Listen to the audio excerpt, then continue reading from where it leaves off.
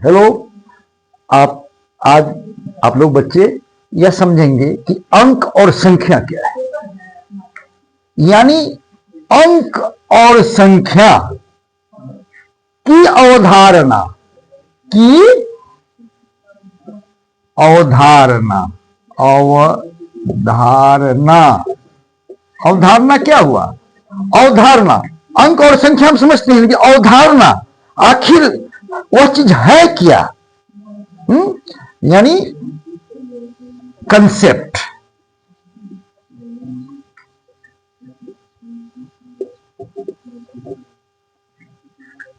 अब जरा देखिए, जब गणित का जन्म हुआ तो सबसे पहला काम गणित में हुआ गिनती। जोड़, घटाव, गुना, भाग बाद की बात है। सबसे पहला काम गणित का जब विकास हुआ तो आदमी क्या करना चालू किया? गिनती। अब देखिए, गिनती करेंगे तो उसके लिए कुछ संकेत का आविष्कार किया, कुछ संकेत का आविष्कार किया। विभिन्न क्षेत्रों में विभिन्न तरह से संकेत का आविष्कार लोगों ने किया अपने सहूलियत के मुताबिक। रोमन इलाके में रोमन अक्षर माने रोमन अंक का विकास हुआ, कहीं हिंदू अरबिक डिजिट का विकास हुआ। अपने यहां हिंदुस्तान में इस तरह का 1, 2, 3, 4 इस तरह का आविष्कार हुआ। यह सब क्या है? चाहे यह हो, यह है, इसको कहेंगे हिंदू अरबिक डिजिट। यह क्या है? Hindu Arabic digit. हाँ, और रोमन होगा तो रोमन होता 1, 2, 3, 4 ऐसे करके है, ये रोमन हो गया। ये रोमन डिजिट हुआ, और ये जो है हिंदू अरबिक डिजिट हुआ, और ये जो है हिंदुस्तान का देवनागरी डिजिट हुआ है, हिंदुस्तानी। ठीक है, तो ये इसका विकास गिनती करने के लिए हुआ। ये क्या है? अगर कोई पूछे जो अंक या संख्या क्या है तो हम क्या कहेंगे? अंक या संख्या एक चिन्ह है। क्या है? चिन्ह। चिन्ह है। कैसा? गणितीय चिन्ह है। कैसा चिन्ह है? क्योंकि इसका उपयोग हम गणित में करते हैं, गिनती करने के लिए करते हैं। इसका मतलब गिनती के लिए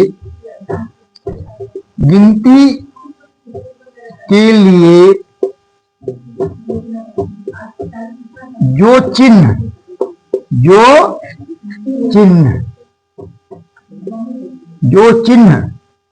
गिनती के लिए जो चिन्ह प्रयोग में आता है,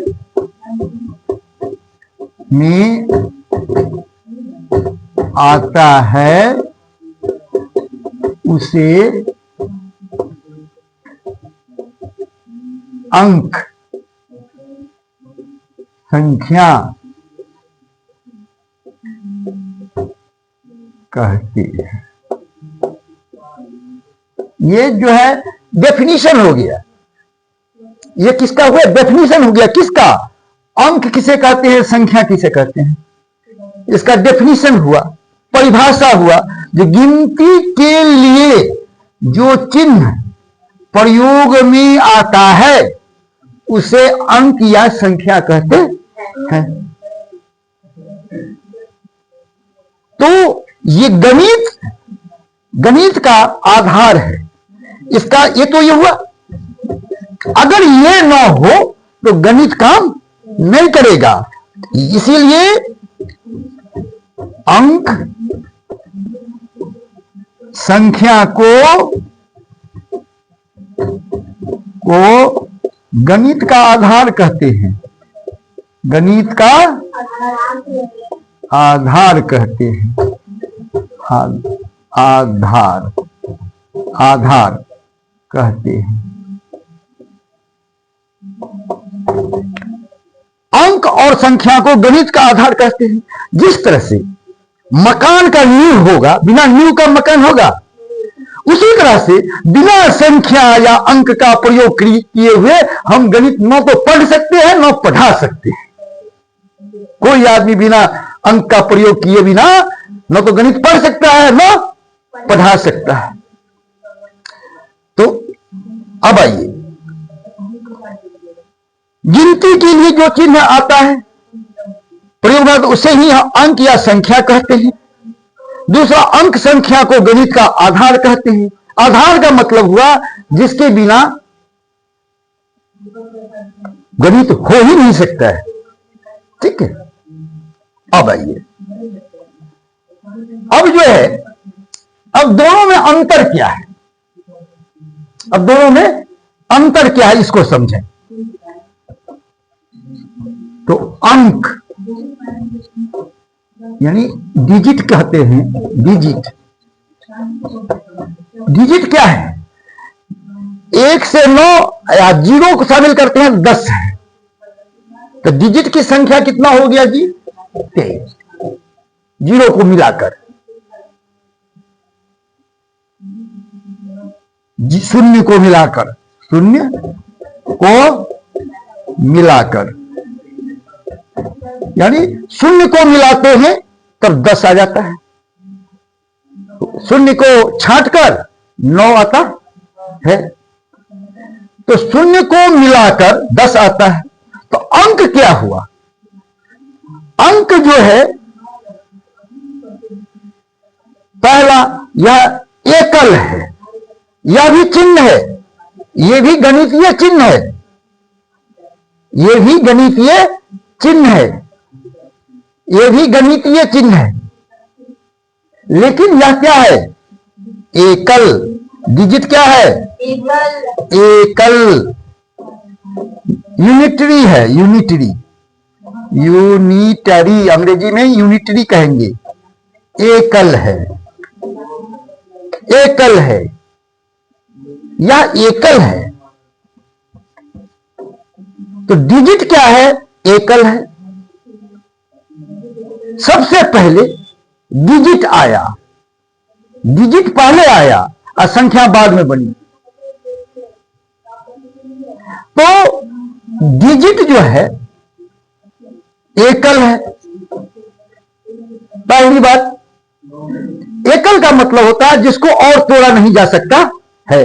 तो एकल चिन्ह जो है, चिन्ह के रूप में एकल रहेगा। ये देखते हैं, 1 है, 2 है, इसको हटा सकते हैं। एक को बस क्या हटाएंगे? चिन्ह ही नहीं बनेगा, कोई चिन्ह नहीं बनेगा। एकल है। अब देखो, यह जो है,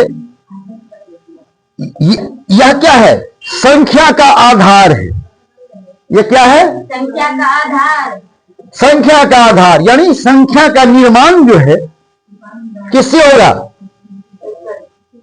डिजिट से। जैसे 2 बार 2 2 लिख देंगे तो इसमें 2 डिजिट है, 2 डिजिट है, 2 डिजिट बना, तो ये किस चीज का निर्माण हो गया? नंबर हो गया। अब मान लीजिए 2 5 6, ये क्या है? नंबर है। ये नंबर है। ये क्या है? नंबर है, क्योंकि इसमें डिजिट है। 2 5 6 डिजिट है, 2 2 डिजिट है। तो जब एकल रहेगा तो अंक होगा। ठीक है, एकल होगा तो अंक। देखो यहां देखो, 0 0 0 8 9, एक है, एकल है। इसको क्या कहेंगे? ये क्या कहलाएगा? डिजिट, अंक। अंग्रेजी में डिजिट और हिंदी में अंक। यह टूट नहीं रहा है, यह एक इकाई की तरह होता है, एकल है, यूनिटरी है। लेकिन जब एक से अधिक अंक मिलेगा तो वह किस चीज का निर्माण करता है? नंबर। नंबर। ठीक है, अब आइए संख्या क्या है। तो जिसकी गिनती करते हैं, इसीलिए यहां लिखे हैं गिनती के लिए जो चिन्ह प्रयोग में आता है उसे अंक भी कहते हैं और संख्या भी कहते हैं। लेकिन अंतर है, थोड़ा अंतर है। अंतर क्या है? सभी संख्या अंक नहीं हो सकती है, लेकिन सभी अंक संख्या हो सकती है। क्यों? इसलिए कि अंक का उपयोग भी हम गिनती में करते हैं। जैसे 5 आम है, 5 आम को गिनना है तो हमको तो ये लिखना पड़ेगा ना, यहां ये संख्या हो गया। लेकिन जब हम किसी अंक का संख्या का निर्माण करते हैं तो वह अंक बन जाता है। तो इसका मतलब है अंक जो है, अंक सभी अंक संख्या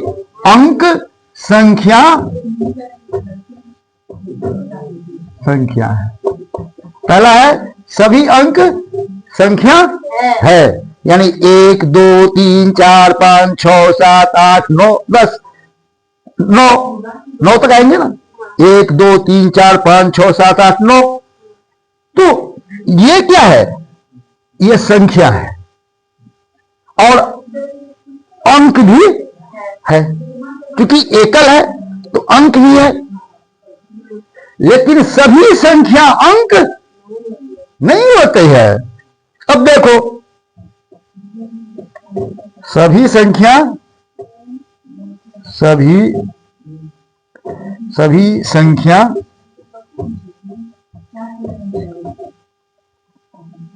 अंक नहीं है। सभी संख्या अंक नहीं है। क्यों? सभी संख्या इतनी ही संख्या अंक है, यानी 9 तक की संख्या अंक है और यहां से नहीं है, यानी सभी अंक संख्या है। लेकिन सभी संख्या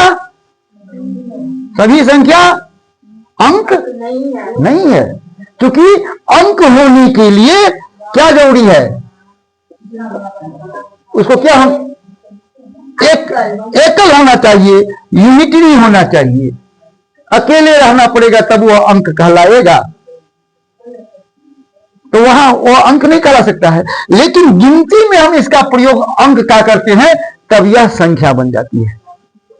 वो संख्या भी हो गया, अंक भी हो गया। लेकिन यहां से हम गिनती में ही प्रयोग मात्र कर सकते हैं, तो इसीलिए यह संख्या हो गया। संख्या यहां से चालू हुआ, जहां ये अंक खत्म हुआ संख्या चालू हुआ, क्योंकि संख्या डिजिट से बना होता है। यहां देखो 1 0 1 1 1 2 1 0 0, तो इसमें 3 डिजिट है, इसमें 2 डिजिट है। इस तरह से संख्या डिजिट की बनी होती है। यानी अब क्या है, संख्या डिजिट से बनी होती है। पहला डिजिट जो है क्या होता है? एकल होता है। और संख्या एक से अधिक अंक का होता है। एक से अधिक अंक से बना होता है।